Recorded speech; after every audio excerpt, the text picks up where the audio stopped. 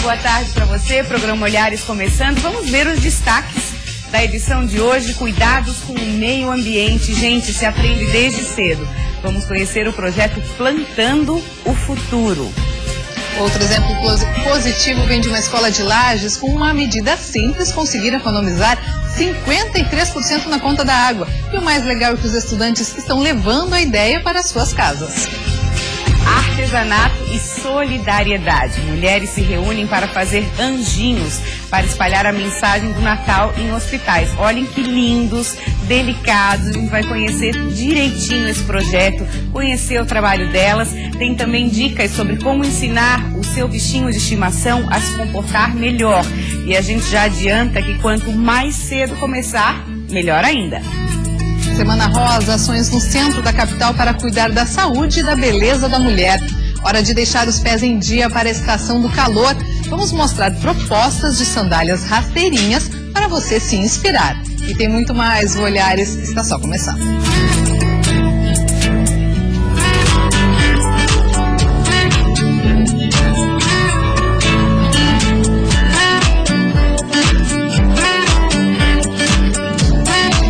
Começa o programa de hoje falando da chuva que finalmente deu uma trégua no estado, mas por precaução, famílias de áreas de risco ainda não podem retornar para suas casas. Em Rio do Sul, 90 famílias estão em abrigos da prefeitura. Já em Itajaí, o canal de acesso ao porto voltou a ser fechado. A chuva parou, porém deve voltar ao estado entre terça e quarta-feira. Nesses dias, a nova frente fria trará também descargas elétricas. Por isso, a Defesa Civil de Rio do Sul não autorizou as 280 pessoas que estão em abrigos a voltarem para casa. 12 bairros ficaram alagados e 6 abrigos precisaram ser montados na cidade. Nesta segunda-feira, as ruas ainda estavam debaixo d'água. Rio do Sul teve o maior número de famílias atingidas. Das 90, algumas não retornaram para suas residências desde o início do mês. 6 das 7 comportas de Utaió estão abertas, já Ituporanga está totalmente aberta. Este é um dos motivos para que o rio Itajaí-Açu, no Alto Vale, esteja baixando apenas 2 a 3 centímetros a hora. Já em Itajaí, no litoral norte, a Defesa Civil permanece em estado de atenção. Ainda há risco de alagamentos nas áreas ribeirinhas durante o pico de maré alta, que deve ocorrer no início da tarde. Aos poucos, o rio Itajaí-Mirim está retornando ao seu nível normal, com pouca dificuldade de escoamento para o rio Itajaí-Açu. O risco de deslizamentos continua por causa do grande acumulado de chuva no município, acima da média mensal prevista para outubro. Na sexta-feira, o canal de acesso aos portos de Itajaí e Navegantes foi aberto. 3 navios e 1 rebocador conseguiram atracar, mas no sábado voltou a ser fechado. Uma nova avaliação deve ser feita ainda hoje. Artesanato solidário. Assim é o projeto Anjos do Bem. São anjinhos, gente, feitos com muito amor por um grupo de artesãs. No fim do ano, esses anjinhos serão entregues aos pacientes de hospitais. Vamos conhecer mais sobre essa bela iniciativa. Nossas convidadas, bem-vindas, Márcia e Lilian. Um prazer tê-las aqui. Amém. Nossa. E a gente quer agradecer também a oportunidade de divulgar esse projeto. A gente que agradece deixar o nosso cenário ainda mais lindo, colorido e protegido com esses anjos todos. Um exército de anjinhos aqui. Conta pra gente, Márcia, como é que surgiu a ideia? Essa ideia já é de uma pessoa que faz em Curitiba. Uhum. Eu estive com ela em setembro e perdi se podia fazer esse trabalho aqui em Florianópolis, onde ela deixou, inclusive é o mesmo nome. E a gente está assim, entre as minhas alunas, que eu dou aula de artesanato, entre amigas, e está todo mundo envolvido, muito envolvido nessa campanha. Quantas pessoas envolvidas diretamente? Diretamente deve ter umas 20, diretamente. Indiretamente a gente já está com mais de 50. Diretamente que a gente fala que põe a mão na massa. É, que ajuda a costurar, que ajuda a fazer o kit, né? Tá. Esse kit que a gente faz, que a pessoa depois vai montar. É esse kit aqui, né? Deixa eu mostrar aqui pro Mu.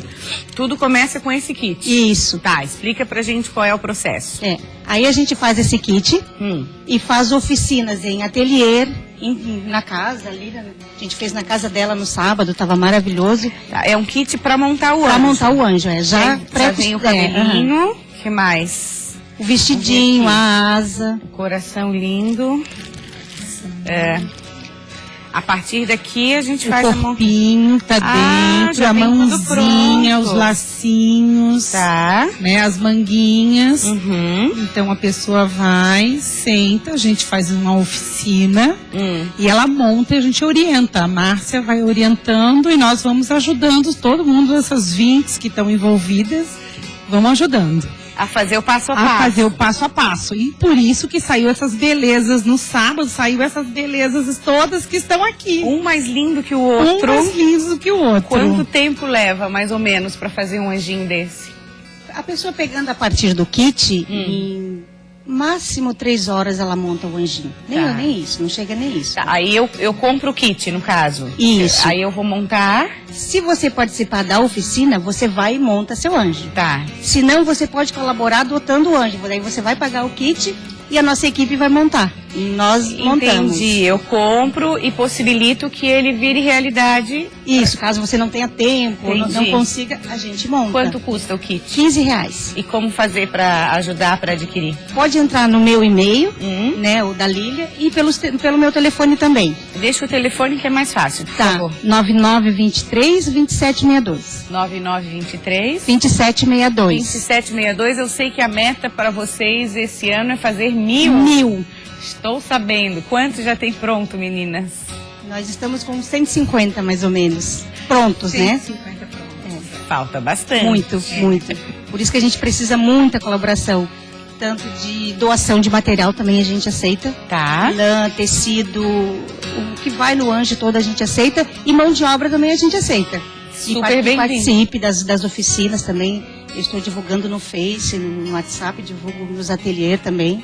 A gente fala tanto aqui que fazer o bem faz bem, é uma oportunidade, quem quiser participar, né? Isso, e uma coisinha eu queria deixar registrada, a gente vai doar para portadores que a gente está no momento com câncer, né? Então a gente vai doar em centros oncológicos. Ah, em pacientes de centros oncológicos. Isso. É. Como é que é feita essa entrega? Fala um pouquinho, Lilian, vocês participam? Como é que é feito? Nós vamos participar dessa entrega no final do ano, em dezembro, para que esse anjo chegue nas mãos de um portador de câncer, né, nos centros oncológicos, e que ele vá trazer o conforto, que ele traga o conforto daquela doença, daquela família, para aquela família que ela está fazendo aquele tratamento, né, que é um tratamento dolorido, é um tratamento que precisa de uma ajuda tanto dos médicos quanto da família, de amigos, e a gente vai fazer que eles tragam esse conforto do bem por isso que é o anjo do bem.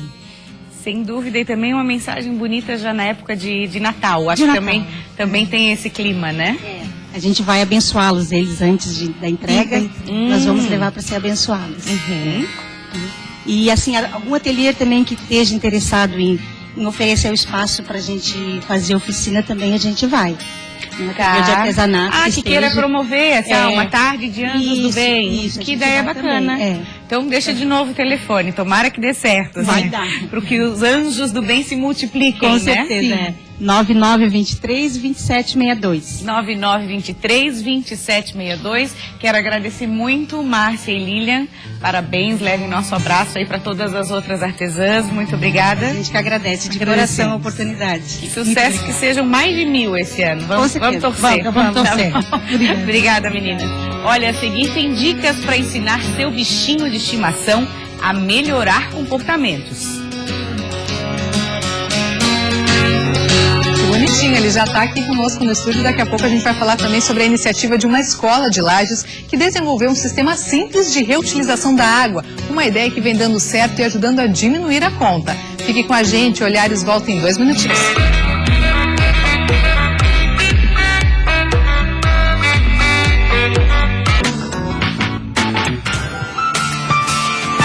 Uma hora e 19 minutos agora, vamos falar sobre crianças que aprendem sobre o plantio e cuidado de árvores.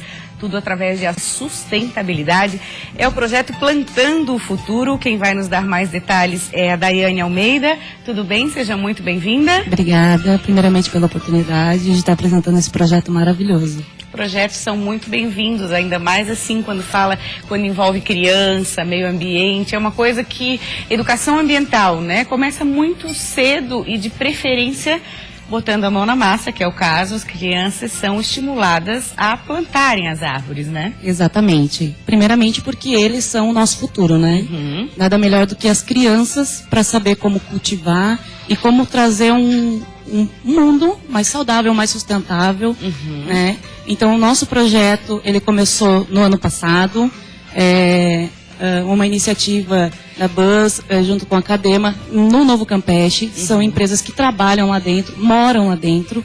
Então, o que eles sentiram de necessidade, né? São canteiros que, do lado de obras, que não tem aquele cuidado. Então, o que a gente pensou? Vamos utilizar, vamos fazer com que as crianças plantem e acompanhem o desenvolvimento dessas árvores, né? Então faz um ano, essa semana faz um ano do projeto. Nós juntamos no sábado as crianças para olharem qual o tamanho das árvores, para acompanhar o desenvolvimento. Tem crianças que moram lá que toda semana vão lá olhar como é que está a sua árvore. Tem pitangueiras que já estão com pitangas bem vermelhinhas. Que bonitinho. Eles aproveitam bastante, eles adoram. Já mobilizou o pessoal do bairro. Já mobilizou. Inclusive, eu achei curioso que tem as plaquinhas nas árvores com o nome da criança que plantou. Tem o nome completo da criança e a data que foi plantada, né? Então eles vão poder fazer o acompanhamento da idade daquela árvore. Do tamanho. Do tamanho, tudo, né? Nós realizamos foto das crianças nesse ano, elas do lado das árvores, tá maior do que elas, né? E faz o comparativo de quando eles plantaram, como tem as imagens ali deles plantando, eles adoram. As imagens são lindas, se sujando de terra, super saudável. E é saudável, né? É uma ação simples, né? E dentro do próprio bairro, quer dizer, eu estou fazendo bem para o meu bairro e que se espalha também, né? Uma ação simples, mas que tem muito significado. Tem muito significado. Até nesse ano nós realizamos uma pesquisa com os pais, né? Para saber o que eles acham que devemos melhorar em infraestrutura lá dentro, né? Para ter um ambiente agradável, um loteamento agradável, onde eles possam estar passeando com as crianças, onde eles possam estar fazendo esporte, né? É aquele estilo de vida saudável, né? Que está cada vez mais em alta, Cada vez mais em alta. E eu acho que são essas crianças que começam a despertar para a questão de cuidar mesmo. Ei, né? Não joga o lixo no chão, de chamar a atenção, de reproduzir os ensinamentos, não é assim? Exatamente. De que idade que a gente está falando? A partir de que idade as crianças participam? No ano passado a gente teve uma criança de meses que os pais fizeram colocar a mãozinha na terra para ajudar a plantar. Até 7, 8 anos, né? Tem as crianças que vão lá e é incrível que a gente olha, a gente convive lá dentro, a gente vê que as crianças vão lá diariamente, elas regam as plantinhas, elas podam, além de a gente ter um jardineiro que está lá periodicamente cuidando dessas árvores, eles também vão lá. Ah, sim, tem orientação também do como fazer. No ano passado a gente contratou uma bióloga, né, para estar ensinando como podar, como adubar aquela terra, como preparar a terra para o plantio, né? Ela ensinou todas as crianças, acompanhou o plantio de cada mudinha, né? E decorrer do ano a gente tem um jardineiro, até que é um parceiro nosso, que vai lá cuidar, né, periodicamente dessas plantinhas. Nesse ano teve 3 mudinhas que não vingaram. Então fizemos o replantio dessas mudinhas para as crianças que plantaram no ano passado. Que é um ensinamento super bacana, né? Que tem plantinhas que não vão vingar. Então o que a gente faz? Planta novamente, a gente prepara a terra novamente, né? Aí eles curtem bastante, assim, a gente se sente muito realizado, porque a gente olha no olhar dessas crianças o prazer de estar dando uma vida, cuidando de uma vida, porque querendo ou não, a natureza é uma vida, né? E isso já ensina eles desde pequeno a ter responsabilidade em cuidar daquilo ali, né? E ver que eles podem expandir isso e fazer muito mais pelo mundo, né? Tá certo. Muito obrigada pela agradeço. sua vinda no Olhares. Parabéns. Muito obrigada. Até a próxima. Até a próxima. Uma bela iniciativa, né, Karina? Muito bacana mesmo. E outro exemplo positivo de conscientização ambiental vem de Lages. Uma escola adotou medidas simples para ensinar sobre a importância da água e para economizar na conta. O bacana é que muitos alunos estão levando a ideia para casa. Para Alessi, responsável pela limpeza dessa escola em Lages, utilizar a água nunca mais foi a mesma coisa. Isso porque aqui a água disponível vem da chuva. Para esse armazenamento, uma cisterna foi implantada com a ajuda da comunidade, para evitar o desperdício. E geralmente vocês limpam então com essa água? Sempre é calçada, molhamos as flores, usamos para lavar os panos, tudo que for possível, principalmente para a calçada, que é onde vai bastante água. E nós também queremos readequar a nossa cisterna, colocar no espaço que ela seja mais bem aproveitada e a possível expansão, colocar mais 2 caixas para ser utilizadas, uma em cada banheiro. Mas foi na sala de aula que o projeto teve início. Em todas as disciplinas, os alunos aprenderam a importância de economizar a água, que em muitos locais já está escassa. Nós trabalhamos bem a conscientização das torneiras, colocando filtros nas torneiras para diminuir a vazão de água e trabalhando com eles também a conscientização para que eles diminuíssem a conta de água na escola. Depois de 5 meses da implantação da cisterna aqui na escola, a água teve uma redução de 53% na fatura. Passou do valor que era pago em média de R$ 393 para R$ 160. Mas não é só aqui na escola que essa economia vem acontecendo. Os estudantes também estão levando este exemplo para casa. São medidas simples que geram resultado. Tomando banho em menos tempo, lavando a louça com as torneiras fechadas, né, tentando deixar mais fechadas. Eu aprendi que dá para economizar a água da máquina de lavar para lavar carros, e o nosso prédio, que a gente mora em prédio, também já tinha essa conscientização. Antes de a gente vir aqui, já economizava água. Aí minha mãe comentou também que baixou um pouco a água. Conseguiu ajudar a tua família a reduzir a conta de água? Aham. De R$ 72 abaixou para 42. Assim, quem sabe, de pouquinho em pouquinho, com cada um dando sua contribuição, conseguimos fazer com que esse bem tão precioso não falte no planeta. Que bela iniciativa. E a crise financeira está diminuindo a venda de carros usados. Nos últimos 2 meses, os números tiveram queda e o ano pode fechar de forma negativa para o setor. Logo após a retomada do IPI, eles foram os mais procurados por quem buscava trocar de carro. Mas agora, até eles estão sofrendo com a instabilidade econômica. Os carros usados tiveram um 2º mês consecutivo de vendas baixas. Segundo a FenaBrave, que é a Federação das Concessionárias, houve queda no número de emplacamentos nos últimos 60 dias. Em setembro, foram vendidos mais de 860 mil carros usados no país, 7,5% a menos do que um ano atrás. Em função da economia do país, né? Consequentemente, as financeiras que a gente trabalha, né, para a venda do veículo, elevaram as suas taxas de juros, né? Acredito que seja esse o fator principal para ter acontecido a queda. Porém, as negociações que não dependem de financiamento estão fluindo normalmente. Mesmo assim, eles ainda continuam sendo uma boa opção. Isso porque muitas montadoras pararam de vender modelos mais básicos. E para quem quer trocar o veículo, mas não entrar em uma dívida muito grande ou extensa, os donos de concessionárias usam da estratégia de vendas para atrair os clientes. Nós estamos aí em contato diariamente com as financeiras, pedindo uma melhor taxa, né, para oferecer para o cliente. Já temos resposta, né?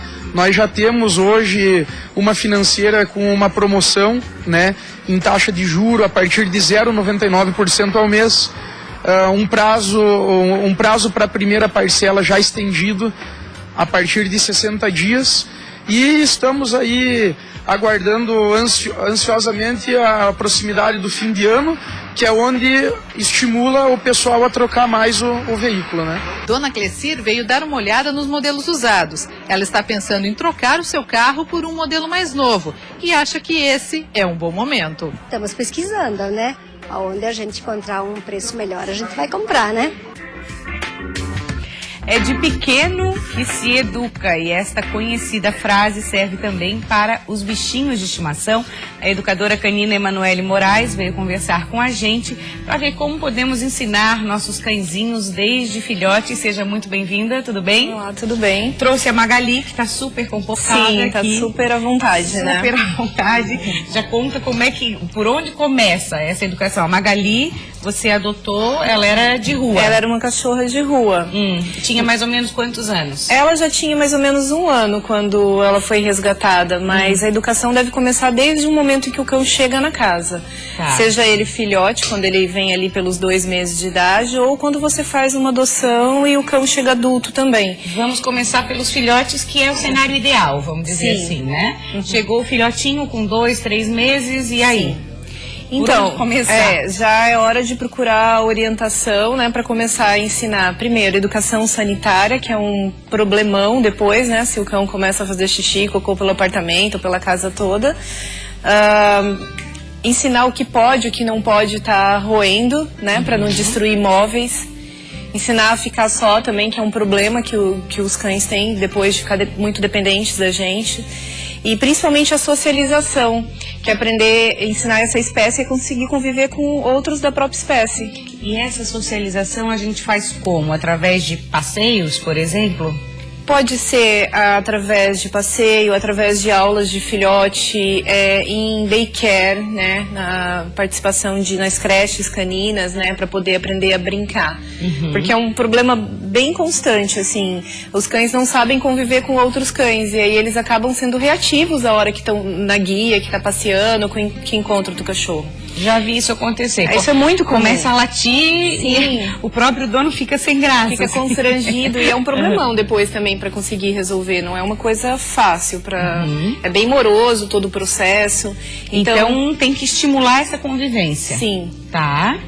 E isso, a Magali não quer saber de olhar para a Liberty.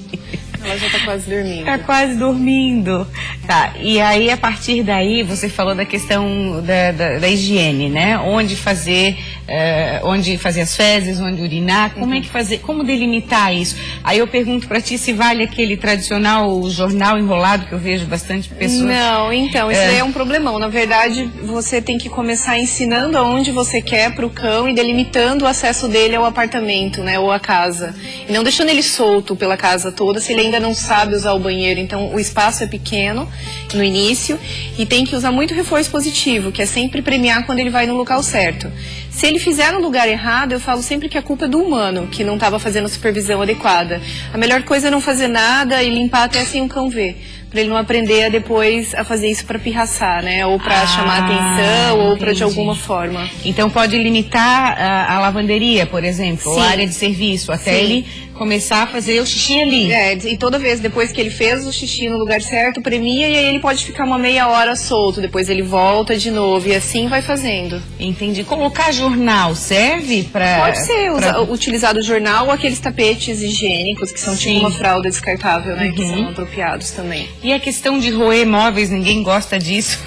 Roer tapete, ninguém gosta disso. De que forma minimizar isso? Isso daí seria através de enriquecimento ambiental, né? O cão tem que ter o que fazer na casa, né? Tem que ter o que roer, porque senão ele vai inventar. Eu costumo falar que eles não têm iPhone, não têm tablet, não têm computador, né? Então o que eles vão interagir é com o ambiente, eles têm que ter o que fazer. Se não tiver o que fazer, né, Manuel, ele vai pegar o primeiro sapato que vê pela frente e vai da destruir. mesa, o sofá. Vai mesmo. Agora eu quero saber de ti a diferença entre educação e adestramento, porque quando a gente fala em educação, muita gente acha que é aquela história da patinha, deita, senta, rola. Qual é a diferença? Então, eu considero que adestramento é ensinar os exercícios de senta, deita, fica, vem, né, que eu preciso usar para fazer a educação canina. Mas a educação canina já seria você aplicar isso daí dentro do dia a dia, né? Então, por exemplo, ele sabe sentar para cumprimentar as pessoas, para receber as visitas, né? Não pular e assim por diante. E você pode fazer alguma com a Magali pra gente ver? A Magali, vem cá, Magá.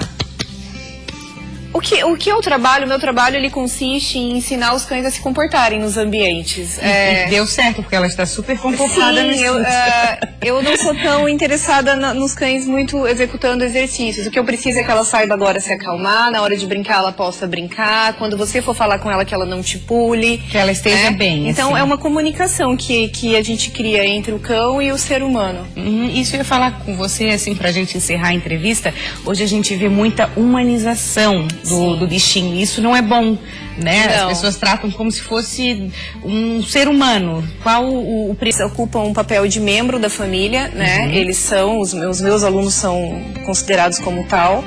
Mas é importante a gente entender que é uma outra espécie, que essa espécie tem necessidades especiais. E quais são, né? Um gasto alto de energia, né, interação com o ambiente natural, interação com outros cães, e isso é um pouco negligenciado até por essa humanização, né, que às vezes as pessoas acham que um cão ficar o dia inteiro no apartamento vai ser bom, e não é. Não, tem que levar pra passear, ele tem fazer que ele brincar, descansar, né, a frequência, principalmente que ele possa estar em outro lugar, que ele possa brincar com outros cães. Tá. Isso seria muito saudável. Deixa um contato para quem quiser conhecer mais o seu trabalho. Eu sei que vai ter um curso em novembro também. Vai ter um curso com o Dante Camacho, que é um treinador internacional, no dia 21 e 22 de novembro. Se quiser mais informação, é educadoracanina.com.br. Bem fácil, educadoracanina.com.br. Obrigada, foi um prazer te receber junto com a Magali, que é uma fofa, super educada, nota Obrigada. 10. Depois do intervalo, vamos conhecer a história e o talento de Eduardo Barur. As obras dele já foram expostas na França e em Tóquio. Vamos saber os detalhes da Semana Rosa, que começou hoje no centro da capital. Vamos bater um papo sobre rasteirinhas e vamos ver como será a moda primavera-verão nos pés. E tem música também com a banda cover do Charlie Brown Jr. A gente volta já já.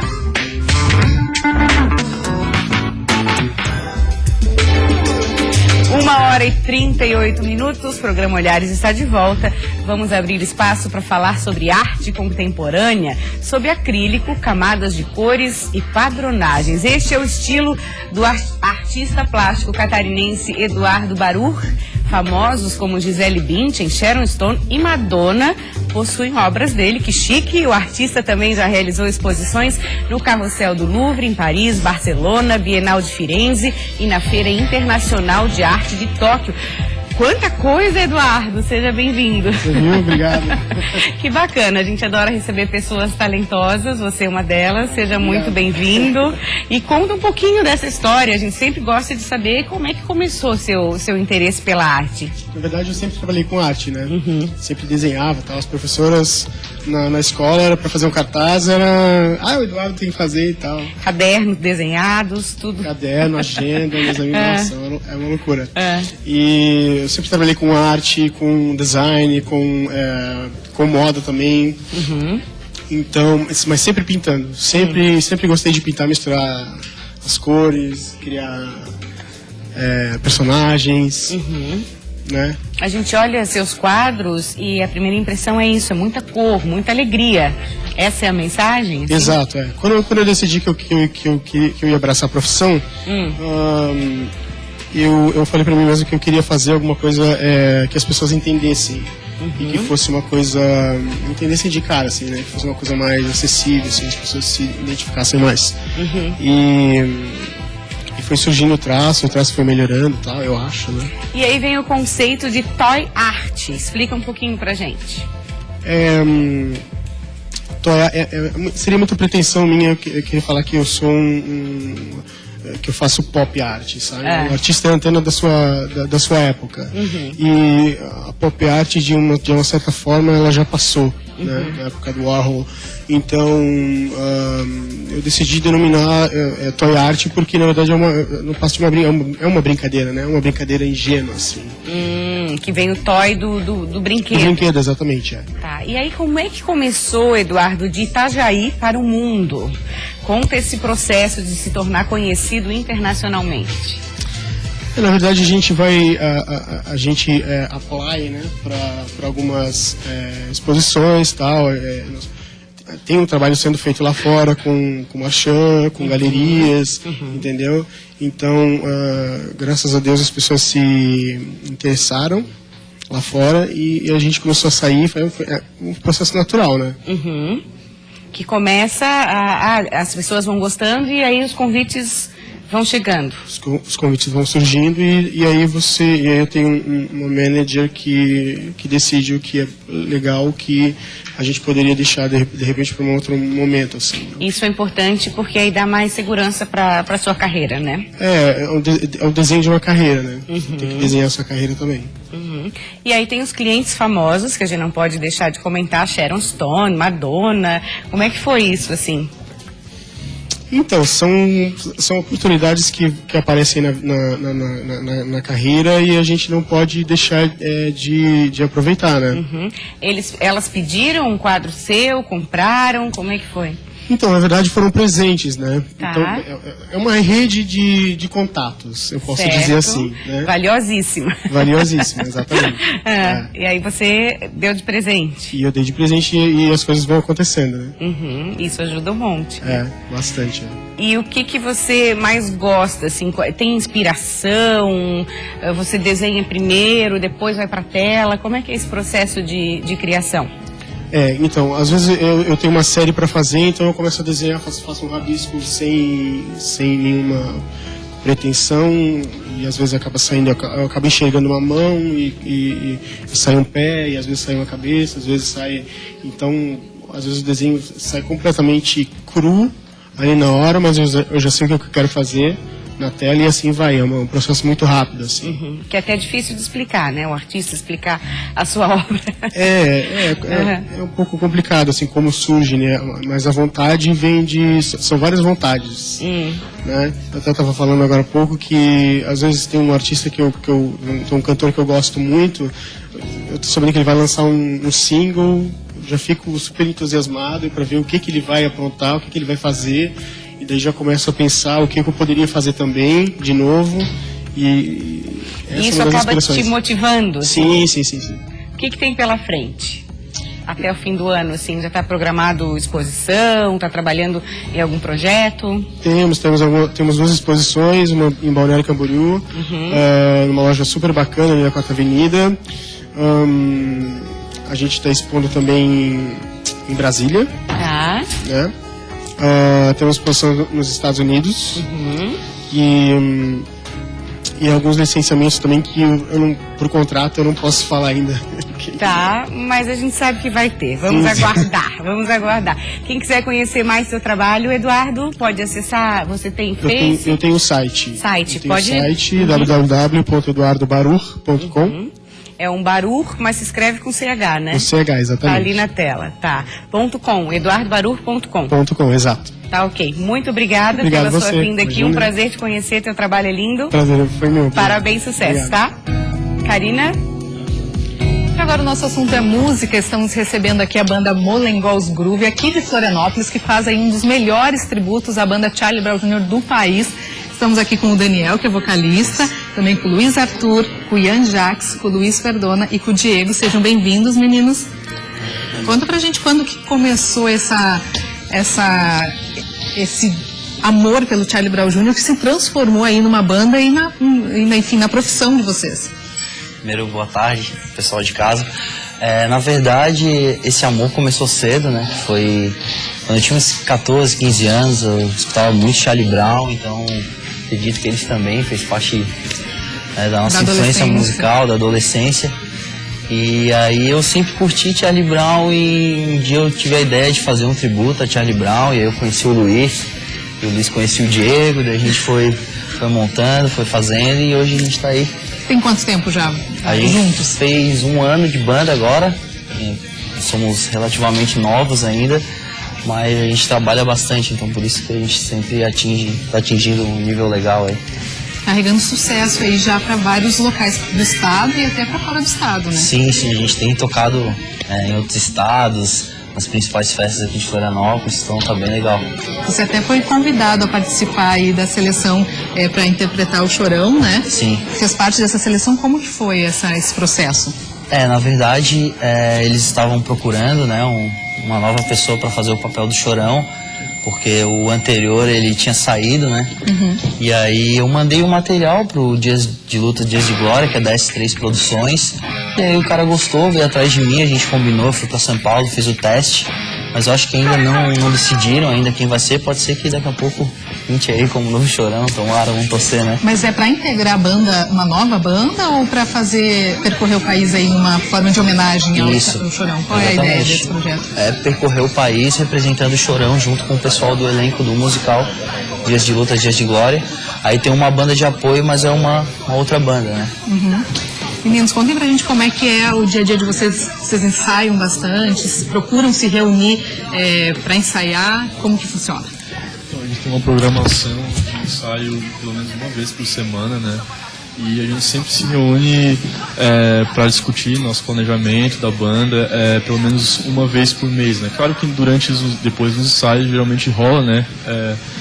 Um feedback, né, das músicas também, dos shows, né? Então a gente sempre está discutindo entre a gente o que vai acontecer com a banda, o que a gente precisa fazer.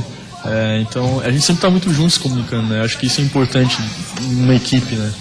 Como que vocês veem a morte do Chorão? Assim, vocês acham que com o falecimento dele decaiu a música, ou vocês acham que ela realmente criou raiz e ficou eternizada aí as músicas do Chorão? Bom, eu acho muito difícil deixar um legado, né, que o Chorão acabou deixando pra gente, principalmente por influência. É por isso que a gente faz esse tributo também, né? Uma grande influência aqui para todo mundo, musicalmente falando. Com certeza foi uma perda muito grande, porque ele era uma referência enorme no Brasil inteiro. Qualidade musical e de letras que ele fazia cativava muito o público, por isso que ele fez tanto sucesso.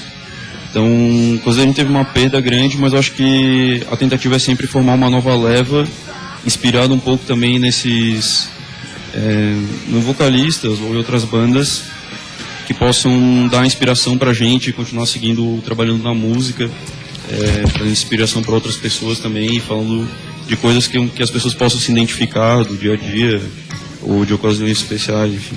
Eu acho também que uma banda que durou tanto tempo, como o Charlie Brown Jr., começou na adolescência a ouvir, já são adultos, muitos já vão passando para filhos, né? E assim se eterniza uma banda, né? É como se fosse um legado, né? Exatamente. Vocês têm preferências de uma fase do Charlie Brown Jr. que vocês mais gostam? Pode ir. Cara, eu gosto muito da fase ali, como o Daniel falou, ele começou a ouvir Charlie Brown com 14 anos, eu também, mais ou menos nessa idade. E foi mais ou menos, foi em 2004, eu tinha uns 14 anos, e eles lançaram o acústico, né?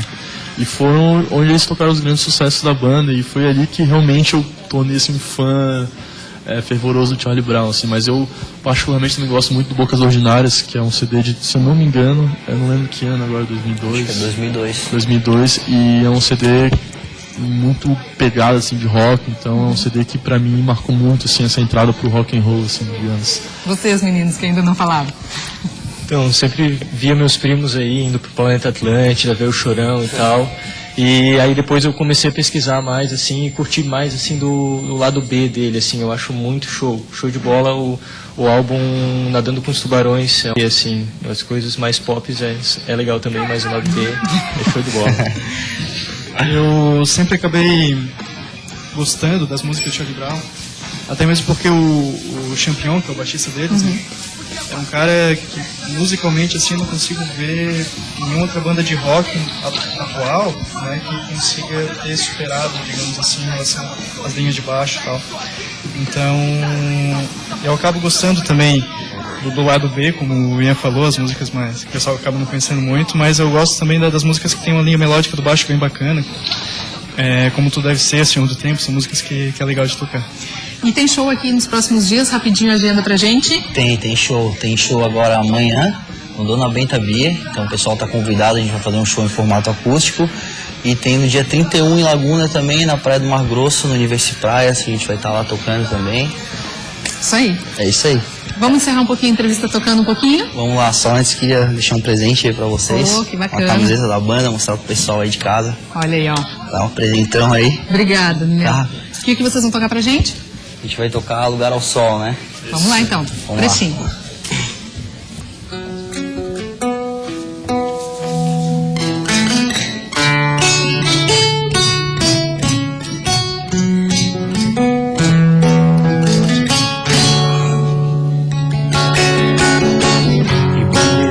É bom sonhar e o que ficou pra trás passou, eu não voltei, foi até melhor. Tive que pensar em algo novo que fizesse sentido. Ainda vejo o mundo com os olhos de criança que só quer brincar, não tanta responsa. Mas a vida cobra sério e realmente não dá pra fugir. livre pra poder sorrir, livre pra poder buscar o meu lugar ao sol.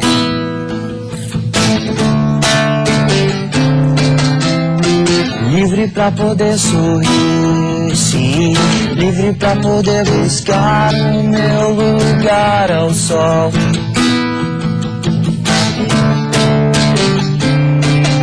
O amor é assim, é a paz de Deus que nunca acaba. O amor é assim, é a paz de Deus que nunca acaba. O amor é assim, é a paz de Deus que nunca acaba. O amor é assim, é a paz de Deus.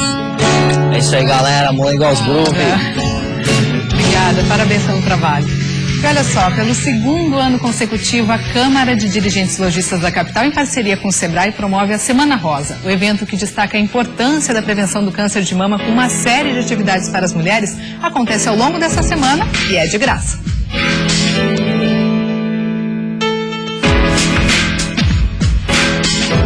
Para as ações de conscientização sobre a importância da prevenção do câncer, promovidas pelo Núcleo da Mulher Empreendedora da CDL, em parceria com o Sebrae. Nós teremos a programação já publicada no site cdlflorianópolis.org.br, onde as pessoas podem se programar para ter acesso a oficinas, workshops, palestras. Uma estrutura especial foi montada bem no centro da capital, aqui na Rua Conselheiro Mafra, para receber a programação da Semana Rosa. As atividades são todas gratuitas e começam hoje e se estendem até sexta-feira. No espaço exclusivo para o evento, serão realizados atendimentos, sessões de maquiagem, customização de camisetas, aulas de alongamento, entre outros. Entre a programação que a gente tem aqui nessa semana, existem a doação de lenços. Você que tem em casa, que tem um lenço bacana e não sabe o que fazer, pode trazer que ele é bem-vindo.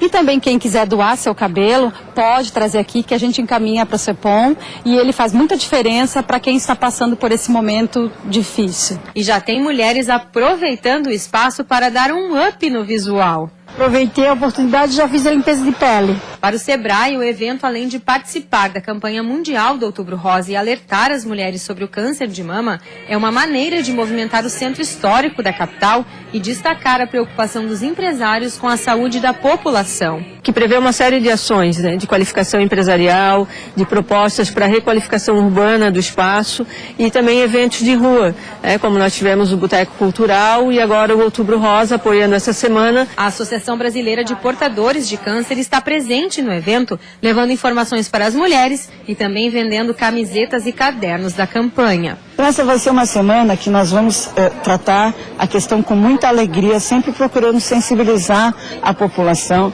de que as nossas mulheres precisam se cuidar. Tá certo, primavera está aí, né, meninas? Nada melhor do que deixar os pés à mostra em lindas rasteirinhas. Que mulher que não gosta, né, de desfilar um calçado bonito, né? Seja bem-vindo, Lara Brito, designer de moda. Muito obrigada, agradeço a oportunidade de apresentar o meu trabalho. Tudo começou em casa, assim, né, de uma forma bem caseira, podemos dizer assim. Sim, comecei, na verdade, fazendo roupa, né? Eu queria uma coisa diferente, então eu queria comprar uma coisinha, botar um bordado, uma coisa, sempre gostei muito de coisas artesanais. Sempre para essa questão de ter um brilho, assim. Isso, tá. De deixar a peça mais glamourosa, mulher. E em que momento foi para os calçados? Aí eu comecei a ver que as roupas já tinha muita roupa com bordado e tal, então agora eu quero uma coisa mais exclusiva, uma rasteirinha, uma sandália que seja diferente. E aí comecei fazendo umas pra mim, e aí fui apresentando e as amigas gostando e de repente estamos aí. O engraçado, Karina, que ela estava me contando que hoje ela já chega nos lugares, a primeira coisa que as pessoas fazem é olhar para os pés dela. Porque ela é a propaganda dela mesma, né, Lara? Quando chega em qualquer lugar, olha, que linda, então já olha para os pés e já... Quantos pares você tem no seu armário? Uns 35, 40. Só da Exclusiva Poderosa. E se tornou uma profissão, no fim das contas, hoje é o seu sustento. No fim, hoje é o meu sustento, hoje a gente já entrega para todo o Brasil e exterior, né? Então é o que a gente faz e acabei deixando os trabalhos paralelos para me dedicar somente ao meu produto. Quando a gente fala em produção, Lara, mais ou menos quantos pares você produz por mês? Depende muito do modelo. Tem modelos mais simples, que geralmente 200, 300 pares. Tem modelos mais elaborados, que aí vai para 100, 150 pares. Outros 600 pares. Então vai dependendo muito do modelo. Agora, tudo sozinha. Ela estava me falando que não tem nem ajudante nesse processo.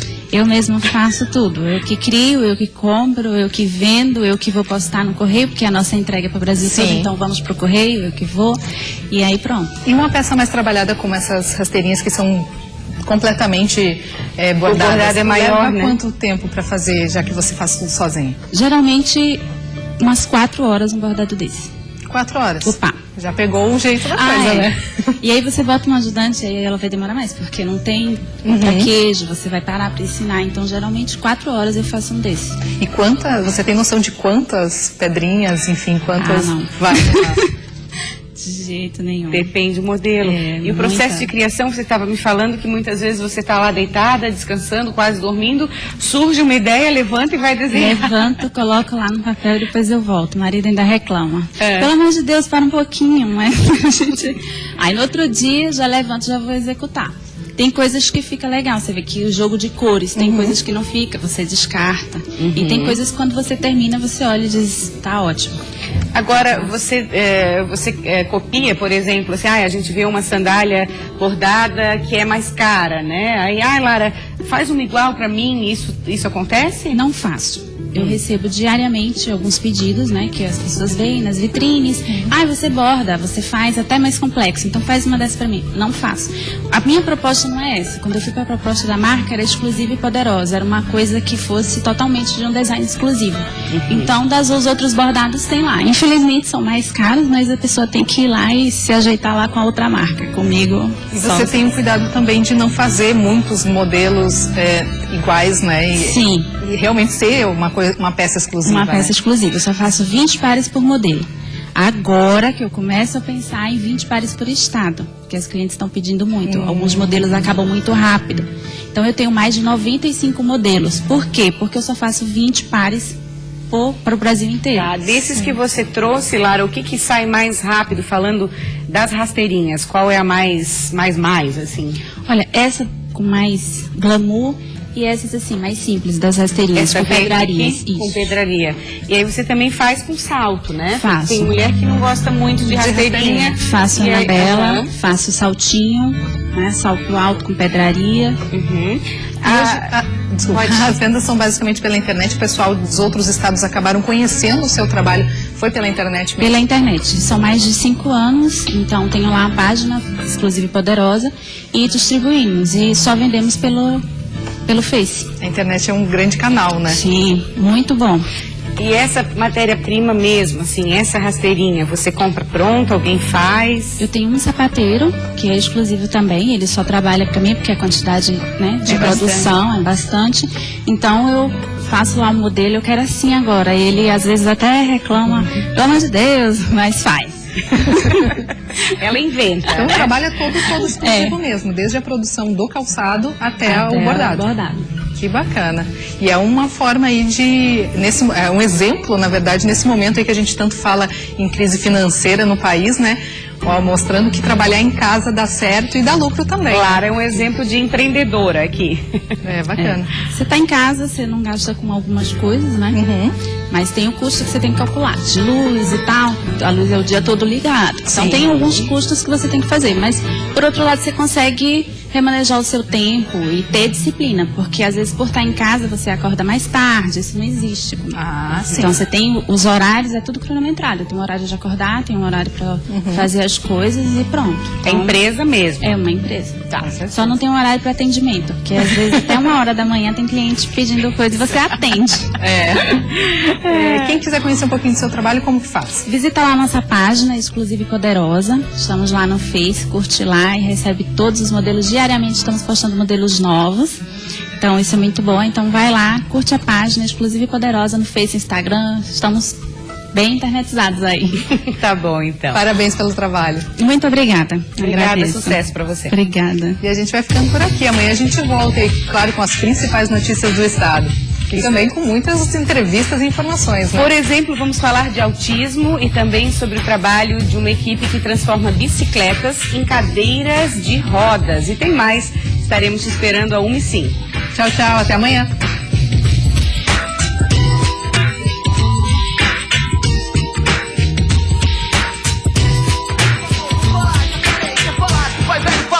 Vai velho, quer ir embora. Muita gente ri de mim quando eu disse que podia fazer o que quisesse da minha vida. Foram muitos anos de vivência, muito falta de água fria na cabeça, muitos olhos a mais, alguns passos para trás. Propaganda cena, eu aprendi o bastante pra poder sorrir, pois ainda estou aqui, tentando conquistar o meu espaço. Muita pouca condição, mas a cabeça não abaixa. Tá livrar o meu irmão, já ladrão, e o que eu tenho de bom é do melhor. Conquistou-se, conquistou.